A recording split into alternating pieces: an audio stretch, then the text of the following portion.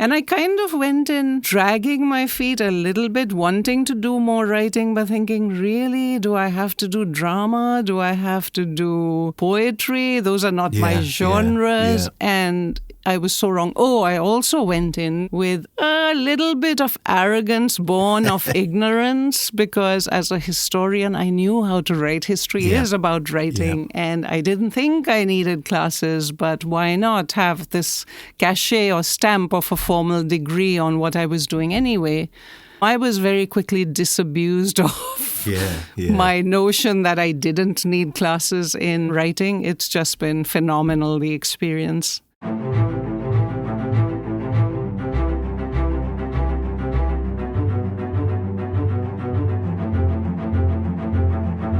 Hello and a very warm welcome to the Asian Bookshelf, where we explore Southeast Asia's literary landscape. If you're a discerning reader or perhaps even an aspiring writer, you're in exactly the right place. In this episode, the 10th of our Season 1 for the Asian Bookshelf, we discuss teaching creative writing in Singapore, the challenges and hopefully its joys as well. My name is Jon Gresham, writer in Singapore. From 2019 to 2023, I was assistant director and helper at the Asia Creative Writing Program. And I have an MA in creative writing from a Singapore university. Our guests today are an experienced creative writing teacher and a master's student, or graduate now, from LaSalle College of the Arts in Singapore.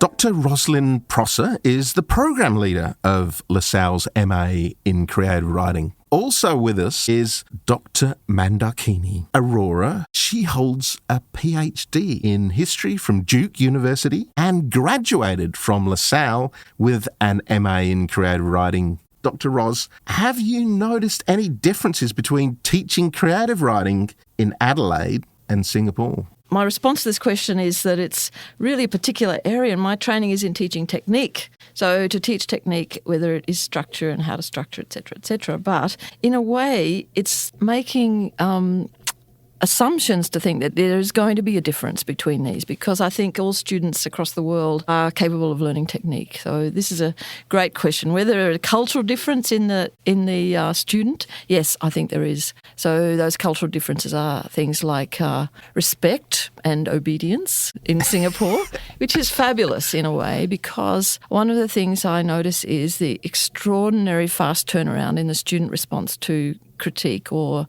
comment on their work, and also the unbelievably fast development of a student's work and their writing over, say, a 2-year or a 1-year program. Really noticeable, I think, is the response to critique. That Australians are more rowdy, whereas Singaporeans are a bit more teachable and sponges soaking up the wonderful thoughts and ideas that you've communicated to I've them. had some wonderful students in Australia in the same way. Yeah. Teaching at the undergraduate level is very different, because often the creative writing undergraduate level, where you're teaching in the coursework way, students there are often testing out creative writing. They're not, because it's undergraduate, they're not committed writers. So I think the difference at the master's level here is students are either already committed writers like Mandakini, or they have come in and they really want to learn how to write or what to do with creative writing and how it might advance them in different ways, not necessarily to take up a creative writing career. So it's quite different, I think, in those terms. But then at the higher degree level in Australia, you'll find students are, again, incredibly committed and often coming into postgrad programs because they really want to get that degree and attach that to commitment to a longer piece of work where they can work with a one-on-one supervisor if they're lucky. Yes. So it's in the context of a larger piece of writing or creative text that they're actually doing these things. Are there any common themes or things that resonate in both Australia and Singapore, or common approaches that you've used that work well in both Australia and Singapore? I think teaching is teaching wherever you may be. When I first arrived, I really wanted to hear the stories of Singapore and Southeast Asia, and I really pushed that point in the classroom. And partly it was my brief. My brief was to really anchor the program in the Southeast Asian context. I'd inherited a program where there was a looking towards the West. But then I think as time went by, college itself started to see the importance of those stories coming out of the students and moving towards really getting the student to think about who they were and what their stories were. So I think I've had great success in really tapping into asking people to consider their relationship to the region. Also, students are from everywhere in the program, and we've had students from the UK, from the US, but more recently getting students from Sri Lanka, Indonesia, the Philippines, right throughout different parts of India and that continent. But fascinatingly, all of those students have unbelievable material that is culturally specific, has incredible historical information in it.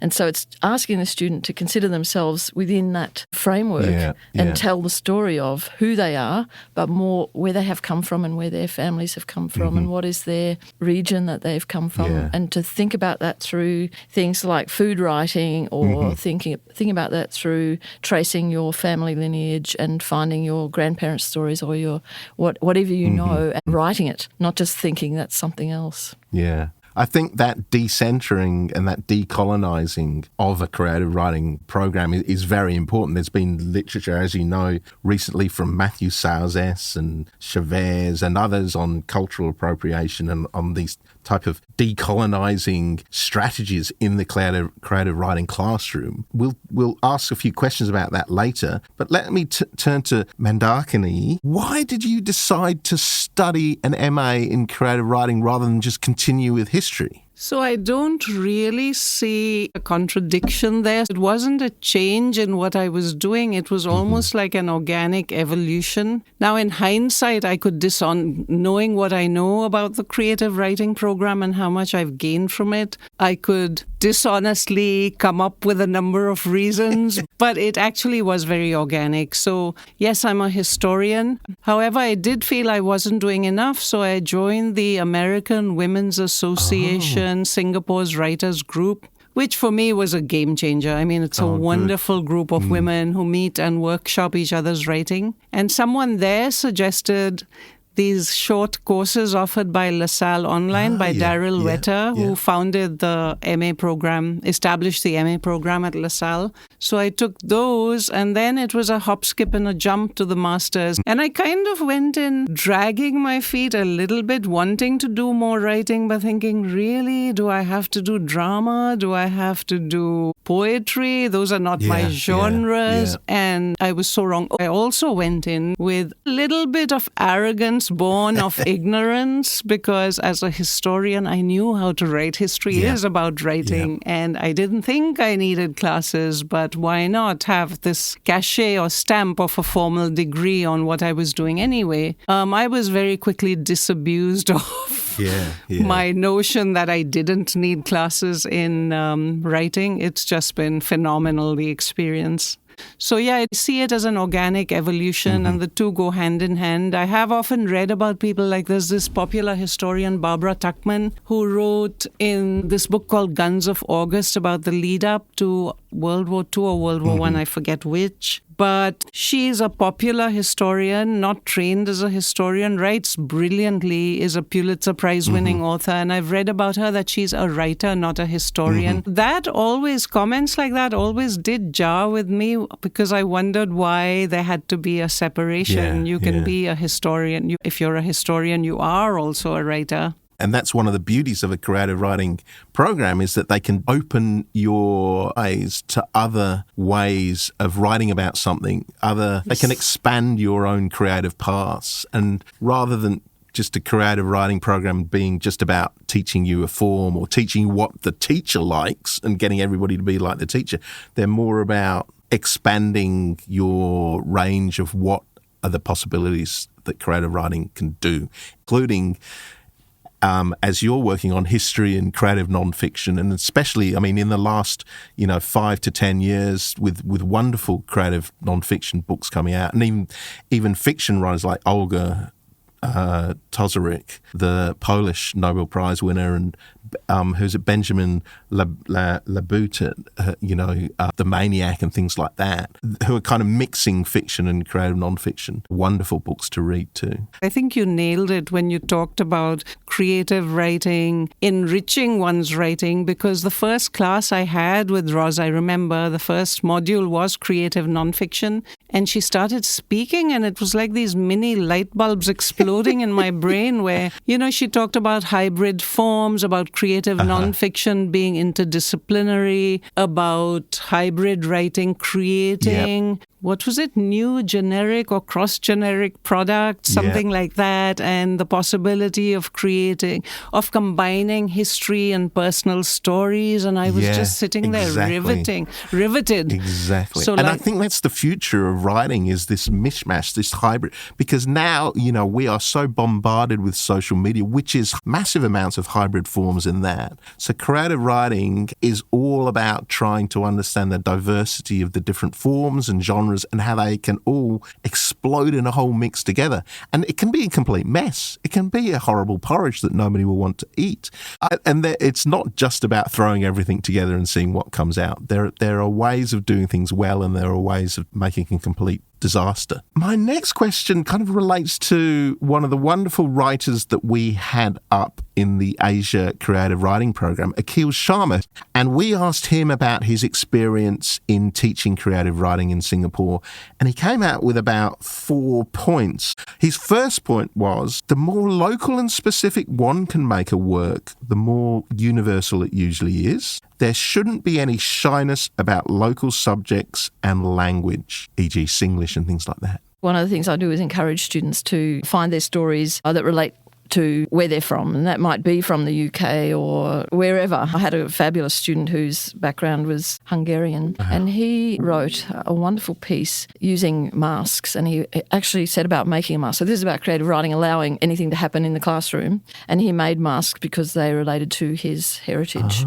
But he then wrote about the making of the mask, and he talked then about the swing to the right and about the lack of freedoms and the loss of freedoms in some countries in Europe. And so he was using his kind of extensive family story to tell his story, and then how people are kind of being made to wear masks in a way to survive in different kinds of places where restrictions come into being. So that's an example which is not from the region, but it's actually someone using the lessons I was using to think about how his own story might fit into, well, yes, I too have a story. It's European, but it's saying we have histories, we have our own family relationships, we have our own food, we have our own cultural materials like the mask. So it was really fascinating to see how, so-called white student might respond to lessons that are being set up for Southeast Asian students. And in response to Akhil's point, and thinking about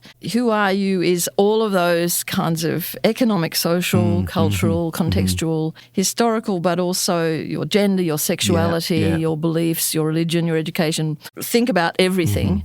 And even if it's with the early writing student to make a list of those things, because often they go, what? So just make a list. Where did you go to school? What's the history of that school? It's very specific then, you see. And if you kind of tap into, and single story might come out of just that. What is a story from school? And it might be a story about a terrible event or a great event at school, because memory is the place where we might find stories. And so I really work in a classroom to tap into those memories in a way. So this is exactly to get to how do we find that local material. The particular that is universal. Yeah. And the next point that Akhil made was that he found that, I think in Asia, that students were quite shy, and they were often reluctant to talk or even, perish the thought, disagree with their teacher. And he encouraged bravery in students. Did you find that in your experiences?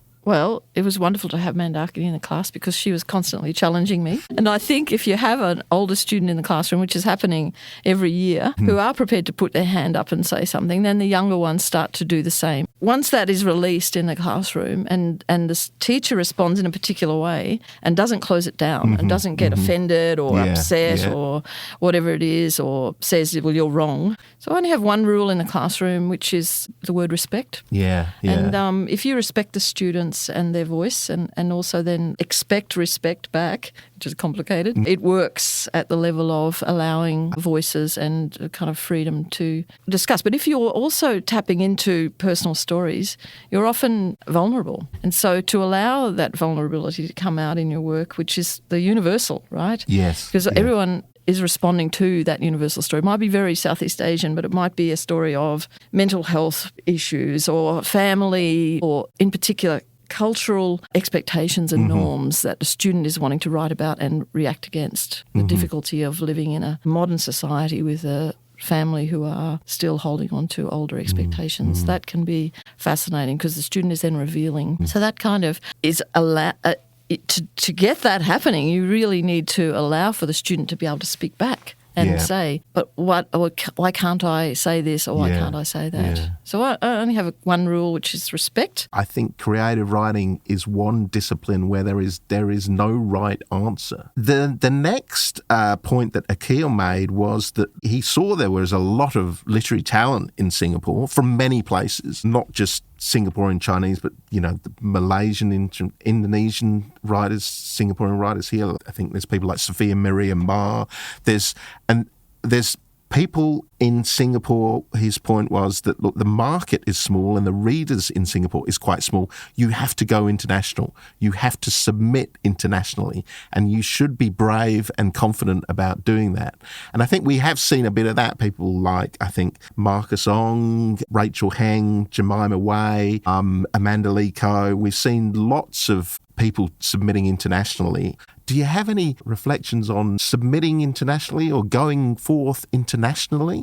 There is a huge market internationally for Southeast Asian stories. People live everywhere and they may be interested in those stories of Singapore because Singapore has an incredible diasporic across the world too. Exactly. For all kinds of reasons, economic, cultural, social reasons, but they really want to hear the stories of Singapore too. And I don't think people should shy away and think, I have to only write for this audience here. Think that the stories are, as we said before, not just stories of Singapore, but they're stories that speak to the heart of many people, and they may be stories of cultural difficulties or historical stories that tell about some particular event. And look, you have to think about Vietnam. I have a Vietnamese student in the class this year. It's so fascinating to think about how many Vietnamese people live in Australia, Canada, the US. To get a Vietnamese student in the classroom in Singapore to write about the current life of Vietnam, there would be a huge audience across the globe. Publish outside. And so one of my tasks is I'm always sending out publication opportunities that are not local necessarily, but they are across the world. And so students often do submit to other publications. So I am seeing that happen. But writing from here, Singapore is so fascinating. Because, I've been involved in Singapore literary community and reading and writing Singapore, for 20 years now, and it has broadened out incredibly. And as you say, like Vietnamese, like people like Audrey Chin. I think the Filipino people like Victor Ocampo and Noel de Jesus here. So it's not just a Chinese Singaporean focus. It's not just a very Anglo poetry Singapore focus. It's broadened out, like the Indian story, like Prasanthi Ram, like Bali Cow Jazz. Like, it's fair game. Singapore is at this crossroads of modern society, contemporary society, as well as the histories and the racism, colonialism and trade routes, silk routes and the Islamic trade routes. So again, the connections there are fascinating, and our stories are only just starting to be told and told really well. So I think that segues nicely into the fourth point that Akil was making, which was read Singapore literature, read Singaporean literature. Perhaps, Mandakini, would you like to say anything about that, or anything about any recent Singapore literature? Absolutely. At the American Women's Association, I also review books for their online magazine, and we took a decision, the editor and I, 2 years ago, I believe, to focus on Asian books, preferably Southeast Asian, even more preferably Singapore and Malaysian novels. So whenever I can review a Singapore book, like I did Rachel Heng's book, Jin Lee's, This is How We Disappeared. So yes, I think it's very enriching for me. Certainly, it's very enriching to read literature of and from my adopted country. And I will go back to the first point you mentioned in Akhil's comments. He says people shouldn't be shy about writing using Singlish. And this plugs in with one of my experiences of the master's program at LaSalle. I was just humbled by people's honesty. And of course, Roz, I think you had a lot to do with creating that respectful classroom that you talked about, where people were comfortable coming forward with their stories. For me, the most exciting stories, because Singapore, I wasn't born and raised in Singapore, but I am Singaporean now. So for me, the most exciting stuff was from fellow Singaporeans who have grown up here. And I learned things about Singapore in the best possible literary way. I think so. And many of my peers would use Singlish in their writing, which was also a learning experience for me. So it was great. Yes, I think it's wonderful to be reading Singapore literature, and there is a lot happening. And in terms of decolonizing and what we're doing to move away from the colonial model, again, I think, Roz, you did introduce us to writers, ways of thinking. For example, I think of this Barbadian poet who I didn't know about because I don't read much poetry, Kamau Brathwaite, and the poem Calypso, where he goes against the grain of the Western canon and talks about how white colonial thinking kind of straitjackets our thoughts. So there were a few of those. And then, of course, in the Singaporean scene, we read Joshua Ip's Sonnets from the Singlish. Another one I remember is Alfian Sa'd's poem, It's Wrong, Having Sex in an Army Bed. It's wrong to have sex in an army bed. I forget the exact title. But yeah, all this was really eye-opening for me. So like I said, initially, when you asked me about why I got the master's, in hindsight, I could dishonestly say these were all the reasons, but these were actually eye-openers as we went along. Roz, what was the biggest challenge in teaching creative writing that you had in Singapore? Obedience. One of the biggest challenges is getting students to really understand what is creativity. So I don't know if you all watched the Prime Minister speaking about creativity.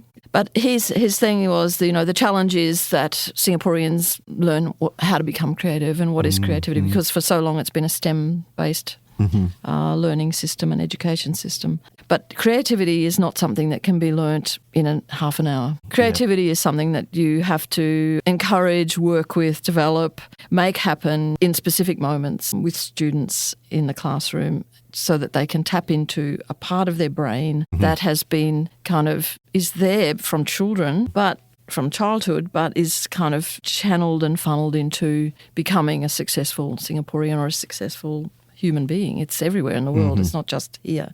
But here it's much more specific, I think. So the biggest challenge is, what is creativity? How do you find it? So I usually implement lots of exercise and writing prompts to find something in someone, a kernel, and it usually comes about. But what I work with is the everyday. So the everyday objects. So I always use the good morning towels, which are just an ordinary, average, everyday object in Singapore. And I bring them in and I put them on the table and I say, write about this. And of course you can see people's faces go, what? Why am I going to write about that? What is that thing that's just there every day? We see it kind of thrown about and familiarity. Wrecked. Yeah. But to tap into the uses made of it, the language on it. It's got 2 languages on it, right? It's got Mandarin and it's got English. It's a use object. It's used by all kinds of people. It's used in this household that's kind of a working class household, and it's used in this household, which is a wealthy household. So that is a way to tap into seeing everyday objects, or the everyday or the ordinary, as a place of wonder. And that is working every week, slowly to develop the idea of what is creativity. And I think that's the difference in the creative writing program. It's not a writing program, it's a creative writing program. And people have a kind of mixed response to that. They think, creative, that just means it's genre, romance fiction, crime fiction, poetry, whatever. It actually isn't. It's more about what might enable a writer to turn to the creative, which is, really a great segue to Mandakini, to thinking about turning from history to making history writing creative in some ways, or to get people to move to that. Recently, we've seen a lot, and we touched on it earlier, about how historically creative writing has been very anglo-centric and very hierarchical. Do you think that's changing in Singapore? Do you think creative writing has become much less hierarchical? Do you have any approaches yourself to try and decolonize the creative writing classroom? We're all in the colony all the time, but also Singapore is a fascinating post-colonial subject to work in, right? It's not just the colony still exists, kind of elements are still there. One of my key observations is the use of old colonial-based systems that have moved into the digital. That is really fascinating because you think, wow, this is an incredible digital economy here. And yet a lot of the systems are still kind of like someone sitting in a room with 1,000 files on deck. So the colonial system is still here. However, this is a unique place, I think, because even though you still have the Raffles statue, but you also have people writing about and telling new stories about colonisation here.